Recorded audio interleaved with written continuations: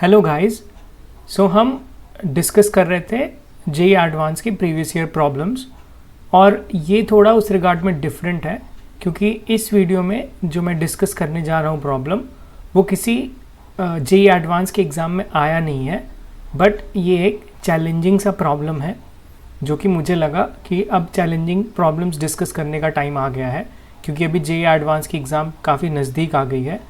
तो अब हम चैलेंजिंग प्रॉब्लम्स डिस्कस करेंगे ज़्यादातर गाइस, पर ऐसा नहीं है कि मैं प्रीवियस ईयर प्रॉब्लम डिस्कस नहीं करूँगा। अगर कोई मुझे लगे कि बहुत ही अच्छा प्रॉब्लम है तो उसको भी डिस्कस करूँगा, बट अभी ज़्यादातर मैं चैलेंजिंग प्रॉब्लम्स के साथ आऊँगा जो थोड़ा टफ होगा प्रॉब्लम्स और जिससे आपके कॉन्सेप्ट को एक बूस्ट मिलेगी। और ऐसा क्वेश्चन अगर एग्ज़ाम में आएगा तो आप कंफर्टेबली उसको अटेम्प्ट करके सॉल्व कर सकते हो गाइस। तो ये उसी रिगार्ड में एक प्रॉब्लम है जिसको मैं रिविजन यहाँ पे बोला हूँ, बेसिकली 2024 का रिविजन है। और ये जो प्रॉब्लम है वो मेजरली 3 टॉपिक से रिलेटेड है: centre of mass, linear momentum conservation and angular momentum conservation guys. तो देखते हैं सबसे पहले ये प्रॉब्लम है क्या। तो देखो ये प्रॉब्लम हमें बोल रहा है that is a uniform thin rod A B of mass m is equal to 0.6 kg। सबसे पहले क्वेश्चन को समझते हैं। ये जो ए बी हमारे पास रॉड है, ये दिख रहा है, दिस इज ए बी। इसकी जो मास है वो 0.6 kg दे रखी है और लेंथ जो है इसकी total length that is 60 centimetre दे रखी है और वो एक स्टैंड कर रहा है at the edge of a frictionless table. मतलब ये जो हमारे पास है ये एक टेबल है और ये टेबल कैसा है गाइस, बेसिकली ये टेबल फ्रिक्शनलेस है। फ्रिक्शनलेस टेबल हमारे पास है और बोल रहा है कि एक पार्टिकल है, उसके बाद ये पार्टिकल जो है दिस पार्टिकल, उसकी मास जो है small m which is 0.3 kg और वो हॉरिजॉन्टली फ्लाइंग कर रहा है। मतलब देखो उसकी जो ट्रेजेक्ट्री है वो भी मैं येलो डॉटेड लाइन से ऐसे दिखा रखा हूँ, उस तरीके से जा रहा है वो। और जो वेलोसिटी है उसकी, जिस वेलोसिटी से जा रहा है that is 24 metres per second, इस वेलोसिटी से जा रहा है। और इसी रॉड को, जो ए बी रॉड है जिसकी लेंथ 60 सेंटीमीटर है, मास 0.6 kg है, उसको स्ट्राइक कर रहा है पॉइंट पी पे। और पॉइंट पी का हाइट जो है बेस से वो 45 सेंटीमीटर है। मतलब ये जो हाइट है दिस इज़ 45 सेंटीमीटर गाइस, यहाँ से बेस से this P B is 45 centimetre. और स्ट्राइक करने के बाद उस पर स्टिक कर जा रहा है और उसके बाद की मोशन स्टिक के साथ ही हो रही है। मतलब स्मॉल मास एम और ये ए बी रॉड आपस में स्टिक कर गया, जो स्मॉल मास एम है वो पॉइंट पी पे ऐसे स्टिक कर गया है और उसके बाद की मोशन वैसे ही हो रही है। उसकी ऐसा होने मतलब उसके बाद देखो क्वेश्चन क्या कह रहा है कि स्टिक टू इट जो लिखा है उसके बाद का स्टेटमेंट है कि the rod is immediately driven of the table. मतलब जैसे ये स्मॉल मास है इसको स्ट्राइक कर गया, उसके बाद स्टिक कर गया, तो उस कारण क्या हुआ कि रॉड जो है वो टेबल से ड्रिवन ऑफ कर गया। मतलब रॉड टेबल से हट गया। अब ऐसे हटा या ऐसे हटा वो हम देखेंगे। मतलब राइट हैंड साइड पे ऐसे हट गया या लेफ्ट हैंड साइड पे ऐसे रोटेट करता हुआ हट गया, वो हम देखेंगे गाइस, जो फर्दर कंसिडरेशन है समझने के लिए। तो वैसा कुछ हुआ। उसके बाद बोल रहा है determine the coordinates of the centre of mass of the combined system with edge of the table as origin. मतलब जो एज ऑफ द टेबल है यहाँ पे, सबसे पहले आपको उसको ओरिजिन मानना है।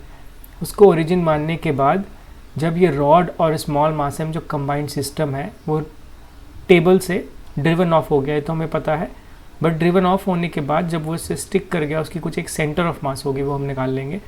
तो उस सेंटर ऑफ मास की हमें कोऑर्डिनेट बतानी है इस कंबाइंड सिस्टम की इस एज ऑफ द टेबल से, क्योंकि एज ऑफ द टेबल को हमने ओरिजिन लिया है। और कहाँ की सेंटर ऑफ मास बतानी है, जब रॉड हॉरिजॉन्टल हो जाएगा फर्स्ट टाइम में, when rod becomes horizontal for the first time. तो आप ये क्वेश्चन पढ़ के बिल्कुल भी कंफ्यूज मत हो जाना कि ऐसा क्यों लिखा हुआ है rod becomes horizontal for the first time guys. उसको समझने के लिए आपको पूरी मोशन को समझना बहुत ज़रूरी है। तो देखो मैं एक एक करके बाइफर्केट करके बताता हूँ कि मोशन कैसे होगी।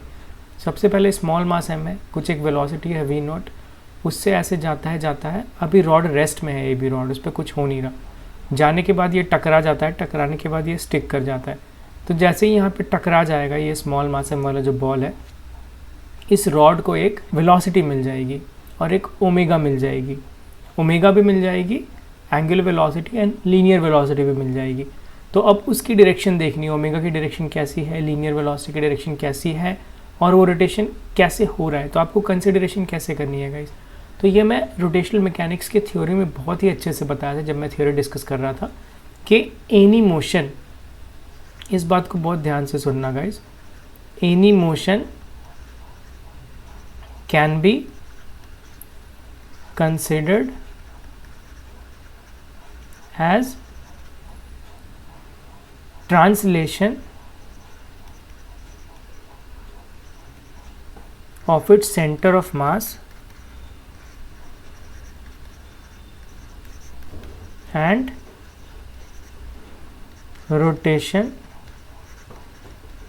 about its center of mass।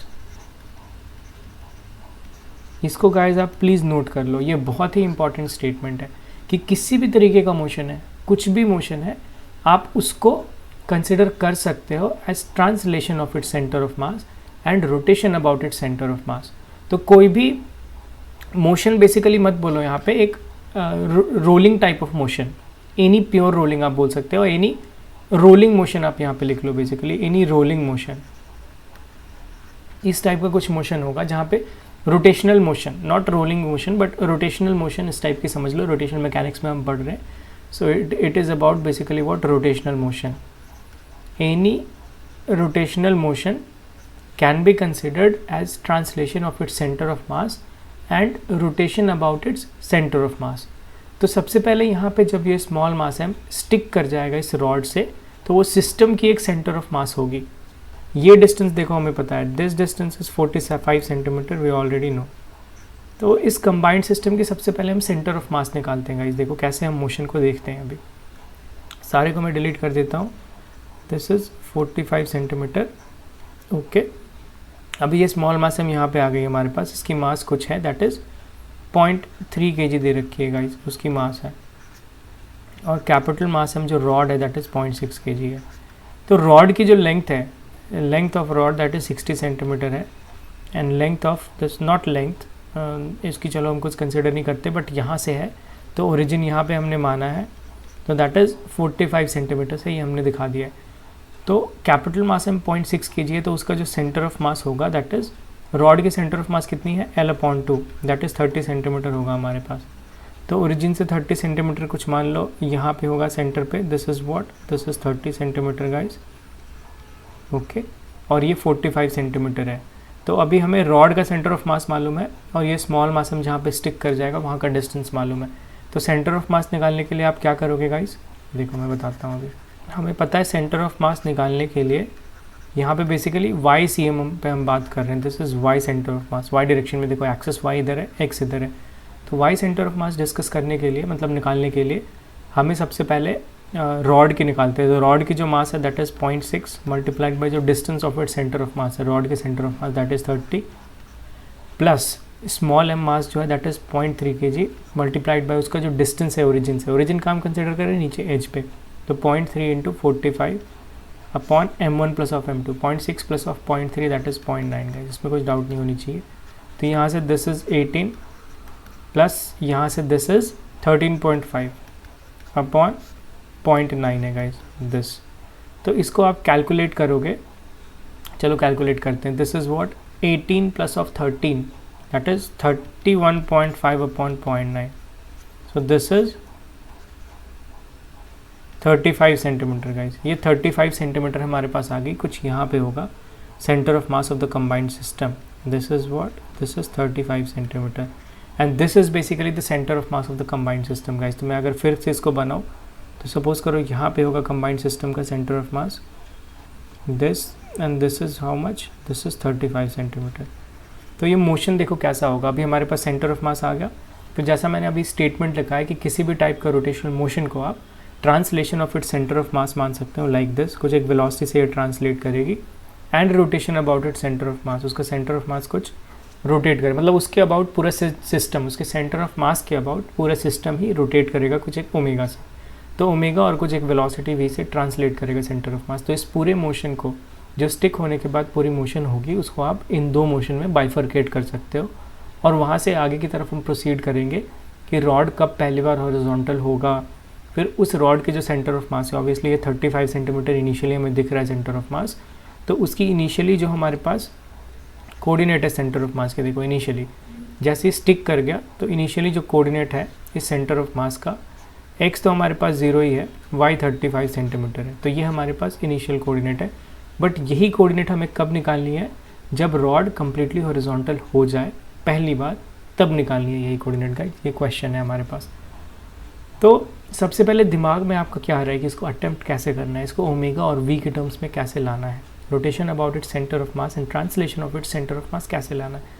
तो आपको एक एक करके वेरिएबल निकालनी पड़ेगी गाइस, पहले वी निकालनी पड़ेगी फिर ओमेगा निकालनी पड़ेगी। बट उसको कैसे निकालेंगे हम, उसको निकालने के लिए देखो क्या करेंगे हम सबसे पहले कि हमें यहाँ पे अगर इनिशियली जब ये स्मॉल मास हम यहाँ है और मूव कर रहा है वी नॉट वेलोसिटी से और रॉड ए बी ऐसे रखी हुई यहाँ पे रेस्ट पे है, तो अगर इन दोनों को हम सिस्टम मान लें, स्मॉल मास एम और ये रॉड को, तो इस सिस्टम पे हॉरिजॉन्टल डायरेक्शन में कोई भी एक्सटर्नल फोर्स नहीं लग रही है। No external force in horizontal direction, horizontal direction में कोई भी एक्सटर्नल फोर्स नहीं लग रही है, हमें साफ दिख रहा है यहाँ पे गाइस। तो इसके तहत हमें ऑलरेडी पता है लीनियर मोमेंटम कंजर्वेशन आराम से हम लगा सकते हैं in what, in x direction. इससे हमें कोई नहीं रोक सकता बिकॉज कोई भी एक्सटर्नल फोर्स नहीं है हमारे पास हॉरिजॉन्टल डायरेक्शन में गाइस, अगर इन दोनों को आप सिस्टम कंसिडर कर रहे हो तो वहाँ से अगर हम देखेंगे तो इनिशियल वेलोसिटी जो है mass into velocity that is m into v not है, प्लस जो कैपिटल एम है उसकी वेलोसिटी 0 है इनिशियली। बाद में ये दोनों सिस्टम कंबाइन हो जाएगा, स्टिक कर जाएगा, तो जो मास होगी that is capital M plus of small m होगी और एक कॉमन वेलोसिटी वी से, ये जो हमें निकालना है उससे मूव करेगा ये। तो small m is 0.3, we not हमें गिवन है that is 24, that is equals to small m plus of capital M that is 0.9 into v हो जाएगा हमारे पास। ये कैंसिल हो गया, that is 3 and this is 8, so v is what 8 metres per second. तो एक चीज़ तो हमें आगे निकल कर this v, this is what 8 metres per second है, ये हमारे पास निकल कर आ गया guys by applying linear momentum conservation. इसमें हमें कुछ डाउट नहीं था, this is all about linear momentum conservation in order to get this linear velocity. But ये लीनियर वेलोसिटी हम क्यों अभी निकाल रहे गाइस, आपको पता है? एक तो मैंने वो तरीका बताया कि किसी भी मोशन को आप इन दोनों ओमेगा और वी के टर्म्स में देख सकते हो, translation of it centre of mass and rotation about it centre of mass. But ये वी निकालने का हमारा जो मेन मोटिव है वो ये भी है क्योंकि हमें कोऑर्डिनेट निकालना है centre of mass of the combined system की जब रॉड हॉरिजॉन्टल होगी फॉर द फर्स्ट टाइम। तो ये जैसे ही इसको टक्कर लगाएगा पॉइंट पी पे, मतलब स्मॉल मास में जैसे ही टक्कर लगाएगा रॉड को एट पॉइंट पी, तो कुछ उसकी एक ट्रांसलेशनल वेलोसिटी होगी, उस ट्रांसलेशनल वेलोसिटी के तहत वो आगे जाएगा। और दूसरा वो रोटेट भी करेगा बिकॉज ऑफ दिस ओमेगा। तो जब ओमेगा से रोटेट करेगा तो रोटेट करता करता करता वो ऐसे हॉरिजॉन्टल होगा। पहली बात देखो सेंटर ऑफ मास के अबाउट देखोगे वो रोटेट ऐसे कर रहा है, ऐसे कर रहा है मतलब ये वाला चीज़ ऐसे पीछे आएगा, ये वाला चीज़ आगे जाएगा। जो मैं पहले बताया था कि कौन सा आगे जाएगा कौन सा पीछे जाएगा वो बाद में हम देखेंगे। तो ऐसा कुछ होगा, तो ये ऐसा आ जाएगा कुछ यहाँ पे। अब ऐसा आएगा या ऐसा आएगा वाई डायरेक्शन में, वो भी हम आगे बताऊँगा वो क्या ट्विस्ट है। बट अभी समझो कि ये ऐसा आ गया रॉड, पहली बार हॉरिजॉन्टल हो गया। तो पहली बार हॉरिजॉन्टल हो गया तो उसकी हमें एक्स और वाई कोऑर्डिनेट निकालनी है इस पॉइंट के अबाउट, मतलब जो ओरिजिन है उसके अबाउट। तो एक तो वो रोटेट करेगा, अगर सिर्फ आप रोटेशन सोचोगे तो वो ऐसा रोटेट करके यहाँ आ गया। बट अभी उसकी एक्स डायरेक्शन में वेलोसिटी भी है, तो वेलोसिटी के कारण वो रॉड कुछ ऐसा आगे जाएगा, यहाँ पे ही नहीं स्टे करेगा बल्कि वो रॉड आगे भी जाएगा बिकॉज उसकी ट्रांसलेशनल वेलोसिटी भी है जिसके तहत वो आगे जाएगा और रोटेट करेगा क्योंकि उसकी ओमेगा है। तो जब वो आगे जाएगा तो कितना आगे जाएगा, कितने टाइम में आगे जाएगा? तो सबसे पहले आपको ये निकालना है कि उसको पहली बार रोटेट होकर हॉरिजॉन्टल बनने में कितना टाइम लगेगा। तो हॉरिजॉन्टल बनने में एक्चुअली कितना थीटा वो ट्रैवल करेगा, सबसे पहले आपको वो सोचना पड़ेगा। उस थीटा के लिए आपको देखना पड़ेगा कि एक पर्टिकुलर ओमेगा हमें निकालना है, थीटा हमें पता हो जाएगा कि कितनी थीटा एक्चुअली वो रोटेट करेगा तो हॉरिजॉन्टल बनेगा, जो आपको दिख भी रहा है। अभी देखो रॉड जो है कम्प्लीटली वर्टिकल है, हॉरिजॉन्टल होने में ऑब्वियसली उसको π/2 यानी कि 90 डिग्रीज थीटा की डिस्टेंस तय करनी पड़ेगी, उतनी एंगुलर डिस्प्लेसमेंट करना पड़ेगा। तो उस एंगुलर डिस्प्लेसमेंट के लिए एक पर्टिकुलर ओमेगा जो हम निकालेंगे उसके लिए कितना टाइम लेगा वो हम देख लेंगे। उस टाइम पे वो आगे भी जाएगा because of its translational velocity. तो जो ट्रांसलेशनल वेलोसिटी है उससे कितना आगे जाएगा उस टाइम पे, उसको हम मल्टीप्लाई करेंगे v/t, तो आपको डिस्टेंस निकल जाएगा कि एक्स डायरेक्शन में कितना डिस्टेंस आगे गया है। तो वहाँ से आपको एक्स कोऑर्डिनेट पता चल जाएगी। वाई कोऑर्डिनेट कैसे पता करना है? आप ये मत सोचना कि वाई कोऑर्डिनेट सेम होगा, वाई डायरेक्शन में वो मूवमेंट नहीं करेगा, वाई डायरेक्शन में भी वो मूवमेंट करेगा। क्यों करेगा? बिकॉज हमारे पास यहाँ ग्रेविटी है 10 मीटर्स पर सेकेंड स्क्वायर की, तो ये रॉड कहीं से फिक्स नहीं है। तो रॉड जब आगे ट्रांसलेट करेगा, रोटेट करेगा, तो नीचे भी आएगा वो बिकॉज ऑफ इट्स ग्रेविटी। और इस चीज़ को आप भूलना मत गाइस प्लीज़, बिकॉज ये बहुत ही इंपॉर्टेंट चीज़ है। वो आगे भी जाएगा रोटेट भी करेगा प्लस नीचे भी आएगा बिकॉज ऑफ जी, और ये जनरली मिस होने वाली चांसेस है यहाँ पे। तो नीचे भी हो जाएगा, तो आपको निकालनी है कि कितना नीचे जाएगा, तो उस हिसाब से आप वाई कोऑर्डिनेट निकालोगे। एक्स कोऑर्डिनेट बता दिया, वैसे करके आपको एक्स वाई कोऑर्डिनेट निकल जाएगी अबाउट दिस ओरिजिन। तो देखो हम वापस से इसको देखते हैं कैसे हम निकाल सकते हैं। सबसे पहले हमने v निकाला है, v जो कंबाइंड v आया है यहाँ पे, देखो मैं नेक्स्ट पेज में बताता हूँ। दिस इज़ व्हाट 35 सेंटीमीटर है हमारे पास, ये हमें दिख गया कंबाइंड सिस्टम की जो सेंटर ऑफ मास है दैट इज़ 35 सेंटीमीटर। तो यहाँ से वापस से बनाता हूँ मैं, देखो यहाँ से है like this velocity, this v is what 8 metres per second हमारे पास आ गई है, इसमें कोई डाउट नहीं है। उसके बाद हमें ये ओमेगा निकालना है, तो आप ओमेगा सबसे पहले अभी निकालोगे कैसे? वेल देखो, ओमेगा निकालने के लिए अगेन आपको पता है हमने इसको स्मॉल मास एम को और ये रॉड को एक सिस्टम कंसिडर किया है, तो we can comfortably apply angular momentum conservation guys. This is another important thing to consider here, angular momentum conservation. ये कैसे लगा सकते हैं? बिकॉज जो नेट टॉर्क है हमारे पास दैट इज़ ज़ीरो है, नेट टॉर्क इज़ ज़ीरो, क्योंकि आप स्मॉल मास एम को क्या कंसिडर कर रहे हो, that is considered to be the part of the system, और सिस्टम का पार्ट है तो कोई भी एक्सटर्नल टॉर्क हमारे पे मतलब सिस्टम पे नहीं लग रही है, सिस्टम पे नहीं लग रही है तो एंगुलर मोमेंटम तब भी कंजर्व होगा guys. And because of that angular momentum conservation मैं लिख सकता हूँ अबाउट दिस सेंटर ऑफ मास मुझे कंसिडर करना है। इस centre of mass of the combined system के अबाउट मैं क्या लिख सकता हूँ गाइस, इनिशियल एंगुलर मोमेंटम कितनी है। तो इनिशियल एंगुलर मोमेंटम सिर्फ एक ये स्मॉल मास m की है that is r cross mv।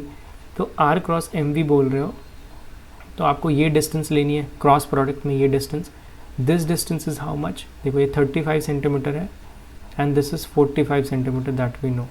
तो 45 minus of 35 that is 10 centimetre. तो r मल्टीप्लाई लिखूंगा अभी मैं, क्योंकि मैं ऑलरेडी ये परपेंडिकुलर डिस्टेंस ले रहा हूँ।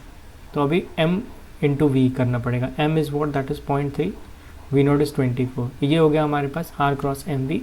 ये आप समझ लेना, r क्रॉस एम वी को मैं डायरेक्टली वो क्रॉस प्रोडक्ट कर दिया और तभी ये डिस्टेंस हमारे पास निकल गई 10 सेंटीमीटर्स, और उसके बाद मैंने एम वी से मल्टीप्लाई कर दिया, that is equals to I omega, I of the combined system, I of the system लेनी पड़ेगी आपको, ये मल्टीप्लाइड बाय ओमेगा करना पड़ेगा। तो जिसके लिए आपको आई ऑफ द सिस्टम निकालनी पड़ेगी गाइस। तो आई ऑफ द सिस्टम में देखो जब ये स्टिक कर गया यहाँ पे, तो सिस्टम का पार्ट दो है, एक ये बॉल है और एक ये रॉड है। रॉड की मोमेंट ऑफ इनर्शिया उसके सेंटर ऑफ मास के अबाउट हमें पता है, that is ml square upon 12 about the centre of mass. Centre of मास कहाँ है? यहाँ पे कहीं 30 सेंटीमीटर वाले डिस्टेंस पे है, कहीं पे हमारे पास सेंटर ऑफ मास यहाँ पे है इस रॉड की। बट हमें भी निकालनी किसके अबाउट है? इस पॉइंट के अबाउट उसकी मोमेंट ऑफ इनर्शिया निकालनी है। तो you have to use what, parallel axis theorem. This axis and this axis are parallel, तो पैरेलल एक्सिस थ्योरम यूज़ कर लेना। That is I about any axis which is parallel to the center of mass axis is equal to I about center of mass axis plus mass of that rod multiplied by distance square। उन दोनों के बीच का distance है, parallel distance, जो centre of मास के about axis है और जो एक्सिस के अबाउट हमें निकालनी है मोमेंट ऑफ इनर्शिया। तो यहाँ से मैं डायरेक्ट लिखूँ अगर, तो m is what that is 0.6 multiplied by l square, l is what 60 centimetre, this square upon 12 plus mass of this rod into distance. ये डिस्टेंस कितनी है? ये देखो 35 सेंटीमीटर है and this is what, this is 30 centimetre, centre of मास है। 35 minus of 30 that is 5, तो 5 square करनी पड़ेगी आपको दिस, प्लस अभी ये स्मॉल मास m, ये वाला जो बॉल है उसकी कितनी है डिस्टेंस यहाँ से, तो दिस इज़ 45 माइनस ऑफ 35, वो तो सीधा 10 हो गया हमारे पास। तो मास मतलब distance square multiplied by mass that is 0.3। तो ये हो गया इसके अबाउट हमारे पास आई, पूरे सिस्टम की आई होगी मल्टीप्लाइड बाय ओमेगा जो हमें निकालना है। तो ये हमारे पास एक इक्वेशन आया गाइस, जो कि एंगुलर मोमेंटम कंजर्वेशन से हमने लिखा है यहाँ पे। अभी आप इसको यहाँ से कैलकुलेट करोगे, चलो मैं करता हूँ। This is what 24 times 372 and this is multiplied by 10 to the power -2 लिखता हूँ मैं, क्योंकि ये देखो डिस्टेंस है एक हमारे पास that is in centimetres, but I mass into distance square है, तो यहाँ पे आपको एक एक्स्ट्रा 10 टू द पावर -4 लिखना पड़ेगा, बिकॉज डिस्टेंस स्क्वायर है, सेंटीमीटर स्क्वायर है, तो उसको मीटर में कन्वर्ट करोगे तो 10 टू द पावर -4 हो जाएगा, बिकॉज 2 बार मीटर है, मीटर, यहाँ पे 1 बार मीटर है, that's why 10 to the power -2।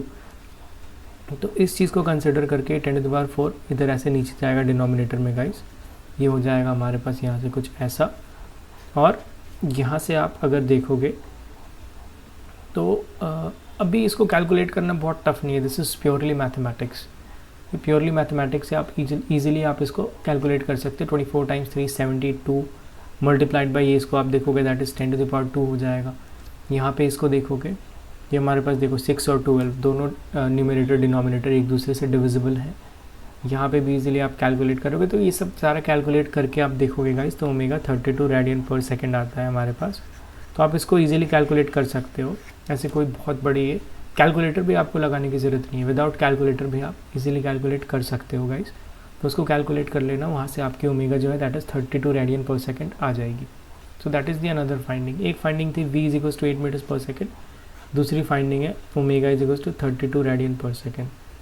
ये दोनों हमारे पास फाइंडिंग है, इनके तहत हम सारी कोऑर्डिनेट निकाल सकते हैं centre of mass, combined centre of मास की, जो रोटेट होने के बाद हो रही है। तो अभी मैं सारा को डिलीट करता हूँ।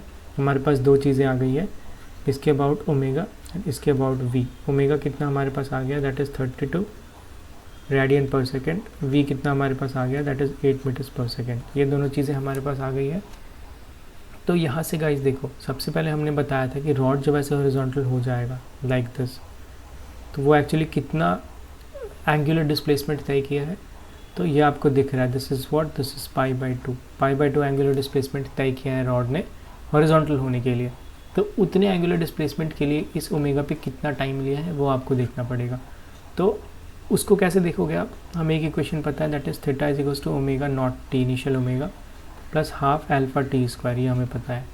बट इस मोशन में, इस केस में अल्फा हमारे पास 0 है, because this is purely a case of constant omega. Constant omega वाला केस है हमारे पास, that's why alpha is 0।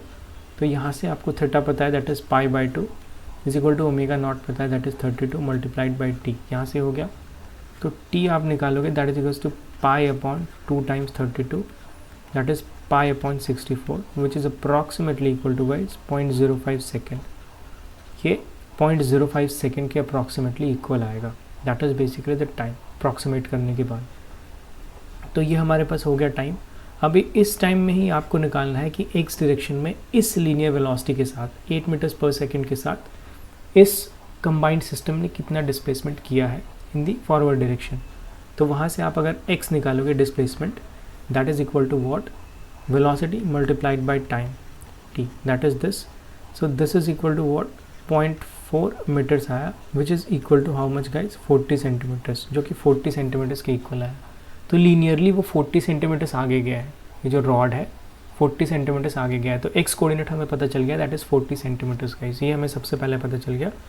x coordinate is how much, मतलब जो यहाँ पे थी हमारे पास वो आगे ऐसा कुछ गया, ऐसा गया, तो उसका जो सेंटर ऑफ मास है पहले यहाँ पे था, वो अभी यहाँ पे गया है, तो वो ऐसा 40 सेंटीमीटर्स ट्रैवल किया है, दिस नाउ वी नो। तो यहाँ से अगर आप x देखोगे गाइज, तो ये देखो, this is how much, this is 40 centimetres, तो x हमारे पास 40 आ गई। अभी y कितनी आएगी हमारे पास, that is the next question. तो y के लिए मैंने पहले ही बताया गाइज कि जब ये रॉड ऐसे हॉरिजॉन्टल होगा घूम के, पाई बाई टू घूमने के बाद होगा हॉरिजॉन्टल, तो ऐसा नहीं होगा कि y डायरेक्शन में उसकी कोऑर्डिनेट कांस्टेंट होगी, बिल्कुल नहीं होगा, बिकॉज ग्रेविटी इज़ प्रेजेंट, जिसको हमें बोल दिया गया 10 metres per second square, small जी की वैल्यू ले लो, तो ये प्रेजेंट है। तो y डायरेक्शन में भी वो मूवमेंट होगी गाइस, तो इसलिए आप डायरेक्ट आंसर 40, y जो है हमारे पास यहाँ से दिस इज़ 35, ये डायरेक्ट मत लिख देना, ये रॉन्ग आंसर हो जाएगा। अगर आप 35 लिख दोगे तो बिल्कुल रॉन्ग हो जाएगा। तो 40 तो होगा, बट ये कितना होगा, वो ग्रेविटी के प्रेजेंस से डिस्टर्ब होगा, 35 नहीं होगा, वो थोड़ा नीचे आएगा बिकॉज ऑफ दिस ग्रेविटी। तो वो कितना नीचे आएगा, उसको निकालने के लिए आपको अगेन ये वाली इक्वेशन यूज़ करनी पड़ेगी, y is equal to U T plus of half A T square, ये यूज़ करनी पड़ेगी आपको। तो यहाँ से आप अगर ध्यान से देखोगे तो इनिशियली y डायरेक्शन में कोई वेलोसिटी नहीं है, initial y direction velocity is basically 0, और एक्सेलरेशन हमारे पास g है, g मतलब माइनस ऑफ g, नीचे की तरफ ट्रैवल करेगा। तो हम पहले डायरेक्शन मान ले रहे हैं y की नेगेटिव डायरेक्शन में, मतलब नेगेटिव y के डायरेक्शन में, दैट्स वाई आप यहाँ पे पॉजिटिव अगर ऐसा भी लिखोगे हाफ जी टी स्क्वायर, तो कोई प्रॉब्लम नहीं है उससे। तो जस्ट यहाँ पे half multiplied by G is 10, multiplied by time हमारे पास 0.05 आया था, तो 0.05 मल्टीप्लाइड बाई 0.05 ये आपको करना पड़ेगा। सो this is what, this is देखोगे, दिस इज़ 0.5 इंटू 0.05, तो इसको मैं अगर लिखूँगा सो देखो इसको लिखता हूँ, that is what 25/2 multiplied by 10 to the power how much -3 हो जाएगा ऐसा कुछ. So this is what, this is something like this 12.5 this much metres. तो इसको सेंटीमीटर्स में आप लिखोगे, so this will be 1.25 centimetre हो जाएगा गाइस. तो इतनी सेंटीमीटर डिस्टेंस एक्चुअली ये नीचे भी आएगी उतने टाइम पे जितने टाइम पे हॉरिजॉन्टल हो रहा है और आगे मूव कर रहा है. हॉरिजॉन्टल हुआ 40 सेंटीमीटर्स मूव किया, उतने टाइम में 1.25 सेंटीमीटर्स वाई डायरेक्शन में नीचे आया. तो इनिशियली 35 था, आपको 35 माइनस 1.25 करना पड़ेगा guys, which is equal to 33.75 centimetres. इतनी होगी बेसिकली उसकी y coordinate guys, this much. तो this will be the coordinate of centre of mass. जब इनिशियली उसने क्या हुआ, इनिशियली एक बॉल था, आके टकराया एक पर्टिकुलर पॉइंट पी पे, जिसकी जो डिस्टेंस थी फ्रॉम दी ओरिजिन, जो कि एज पे कंसिडर किया था टेबल के, कितनी थी वो 45 सेंटीमीटर्स थी. वहाँ पे आके टकराया. टकराने के बाद मैंने बताया किसी भी टाइप ऑफ रोटेशनल मोशन को आप translation of its centre of mass, combined centre of मास यहाँ पे, and rotation about its centre of मास ले सकते हो. तो वो लेने के बाद हमें कुछ v निकल कर आ गई, कुछ ओमेगा निकल कर आ गई. उससे हमने देखा कि ओमेगा के कारण बेसिकली वो कम्प्लीटली वर्टिकल से कम्प्लीटली हॉरिजॉन्टल फर्स्ट टाइम में कितनी टाइम के बाद बेसिकली आ रहा है. उसके लिए हमें एंगुलर डिस्प्लेसमेंट पता थी π/2, तो वहाँ से हमने टाइम निकाला. उस टाइम से फिर हमने देखा कि ट्रांसलेशनली पूरी सिस्टम कहाँ मूव कर रही है. बट एक जो दूसरी कड़ी थी यहाँ पे, ये भी हमने देखा because of the gravity small g presence के कारण उसकी कुछ वर्टिकल मूवमेंट भी होगी जब तक वो हॉरिजॉन्टल होकर ट्रांसलेट करेगा तब तक. तो वो टाइम हमें पता था, वहाँ से जस्ट हमने हाफ GT² लगाया, वाई डायरेक्शन में पता कर लिया कितनी नीचे आई वो. तो वहाँ से आपको ओरिजिन के तहत x और y कोऑर्डिनेट मिल गई गाइस. तो ये पूरी एक बहुत ही अच्छी सवाल थी मेरे हिसाब से. तो आपको देखना चाहिए ऐसे सवाल. इसमें बहुत सारे कॉन्सेप्ट मिक्सअप थे, थोड़ा कॉम्प्लिकेटेड भी था गाइस, इसलिए मैंने इस क्वेश्चन को लिया है. सो this is a good question जिसमें आपकी काफ़ी सारी कॉन्सेप्ट की रिविजन हो गई. और ऐसे रॉड वाले प्रॉब्लम्स एडवांस के काफ़ी फेवरेट प्रॉब्लम्स भी होते हैं गाइस. तो इस टाइप की प्रॉब्लम से आपको थोड़ी एक कमांड भी होनी चाहिए, इसलिए मैंने इस क्वेश्चन को लिया था इस वीडियो में गाइस. होप करता हूँ आपको बहुत ही अच्छे तरीके से समझ में आया. फिर भी कोई डाउट हो तो आप मुझे कमेंट कर सकते हो, कांटेक्ट कर सकते हो, सारे लिंक्स डिस्क्रिप्शन में गए होंगे गाइस. तो अभी मिलते हैं नेक्स्ट वीडियो में नेक्स्ट चैलेंजिंग प्रॉब्लम के साथ. तब तक के लिए bye and take care guys.